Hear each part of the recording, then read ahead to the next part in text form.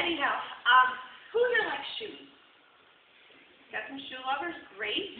I'm very excited about that. And I like any time when boys can admit that they're shoe lovers as well, because I know that they're out there. So I'm going to tell you a little shoe story today, because my mother absolutely loves shoes. So for her, it was a corrective experience. So if she had a really, really bad day at work, the first thing she would do is she would go out and she would buy shoes. And so if she came home with 4 pairs of shoes, you knew it had been an awful day. So it's just like, okay, stay clear of Mom, because she has 4 pairs of shoes. So this is going to be a little story that ties back to shoes, because this was such a big thing related to my mother. So back when I was 16, I had my first boyfriend, and his name was Scott. And he was a very sweet guy, and we were together for about a year, and, wrote each other notes, and, just really did all the things that I'm sure you guys are doing now. And, after about a year, he decided that, well, I really want to date our friend Cheryl, so he dumped me. And, if you want to stop and go, oh, it's okay. Thank you. So I was devastated. And, I'm looking around the house, and my mom says, Julie, what's your problem? And I said, well, Scott dumped me, and I'm really upset about it. And she's like, here, he's your first boyfriend, so I'm just going to tell you now. Boys are like shoes. Some fit, some don't, some work, some don't. Some look great with that outfit, some are bad news. So you just need to go and try some more on. And, you're only 17, don't worry about it. You'll find other shoes. So, and then she said, well, really, just keep in mind, I know you loved Scott, but he was kind of like a running shoe. He's all comfortable, and you like wearing him and everything, but eventually the sport just falls out, and you have to go and get a new one. So just go and get a new one.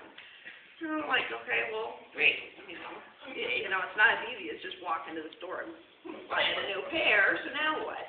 And I was way too shy to talk to anybody. I had a crush on this boy named Andy, but I would never say a word to him about going out or anything. So I spent all my time hanging out with my friend Becky. Well, Becky had her own pair of shoes, so to speak.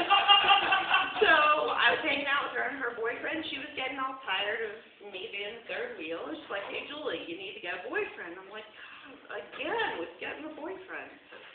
So I'm like, well, what am I going to do? She's like, well, why don't you date Craig? He really likes you. Well, I hate to say it. I feel so shallow saying it, but Craig was an ugly shoe. I'm sure you guys can remember going shopping with your mother, and your mother's like, oh, that shirt would look good on you, so good. And you're like, dear God, don't make me wear that. Please don't make me wear that shirt. And she's like, don't worry, it'll grow on you. Like what, mold? So I was dating Craig because, well, that was what I was supposed to do. Everybody told me I needed to have a boyfriend, so I got him, but, we had nothing in common. I didn't really like spending any time with him, so I thought it would probably be a good idea to break up. So we broke up. So then I dated a guy named Steve. Now, Steve, he was what I'd call a hot shoe. So he's that kind of shoe that when you wear it, you're like, I'm looking good. So, because he was gorgeous. He was 6'2", beautiful blue eyes, muscular, and, I thought we made a really beautiful couple, mostly on his side. And so it was great. And girls, you can definitely chime in, your agreement on this. I don't know what's up with the shoe industry, but the hotter the shoe, the more uncomfortable it is. And, you've got blisters or arches on it. You're just like, oh my God, these shoes look so good, but are they really worth the price I paid for wearing them? And so that was kind of what it was like being with Steve, because as gorgeous as he was, and how good we looked together, he was miserable because he was mean. And he would say mean, nasty things to me And let me tell you, if you're in a relationship with a hot shoe that's mean to you, get rid of it. You don't deserve the blisters. Life is too short for that. So, we broke up. So then back to like, you know what, forget this. I'm happy just being barefoot. I don't need any shoes. This shoe thing sucks. So then, I met this guy named Greg. Now Greg, he was like the most comfortable sandal. Anybody have a pair of those sandals that they just get at the beginning of the summer and you're like, I'm going to wear these every single day? They just feel comfortable, they're lightweight, you can wear them with, casual, they're, good shoes. What happens at the end of the summer with those kind of sandals? Any ideas? Here's a hint.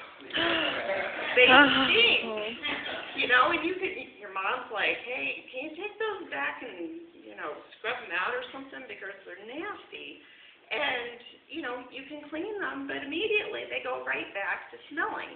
Well, that's kind of what happened with Greg, because by this point in time, we were sophomores in college, and he sort of went through this depression where he stopped showering, brushing his teeth, shaving, not really happening for a good relationship with your girlfriend.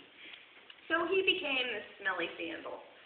So, his hygiene was something that I was kind of like getting grossed out about, and I talked to him about it, but he wasn't really changing anything, so I started spending more and more time with my best friend Tracy. And then I realized that, my mom said that boys were like shoes, girls are like shoes too, and that there's a whole other shoe store I could be shopping at, places like the other side. And if you want to know what kind of shoe Tracy was, you'll have to ask. And with that, we're going to open it up to questions. What kind of shoes, Tracy?